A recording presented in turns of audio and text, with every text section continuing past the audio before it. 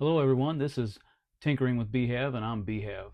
I had a something come in the mail today. I won an online auction maybe 3 or 4 weeks ago, and it was for this Bernzomatic propane lantern. It is a TX700 is the model. I don't own one of these. Well, I do now. I never had one. Uh, it's actually my first propane lantern that I've ever bought. Everything else has been the GPA or gas pressure appliance, which is the one you put gasoline or white gas in and pump them up, like all these Coleman lanterns you see in the background here. Um, I just think this is a unique lantern. I like the look of it. It's kind of a I don't know. It's kind of a neat look, and it wasn't expensive, and it's inexpensive to run because it uses regular propane cylinder, just like you would use for like a propane torch. It There it is.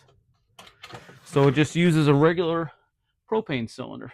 This is part of the lantern, this valve here on top, and it has the date on there. It's hard to see, but it's made in 1955. So this is a 1955 Bernzomatic TX700.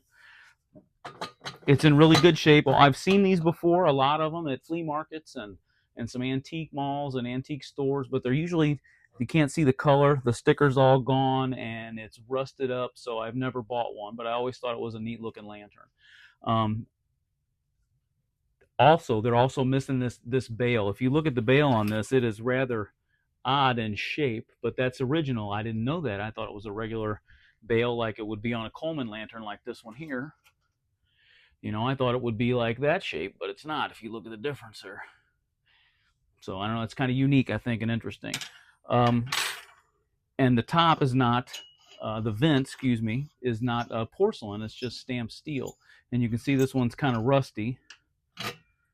It's kind of rusty, but I think it'll evapor rust will clean that up real nice. Maybe I can get some high temperature paint, high temperature paint and put on there, and we'll see how that turns out. It uses a standard size Coleman globe for a 200A or a 242.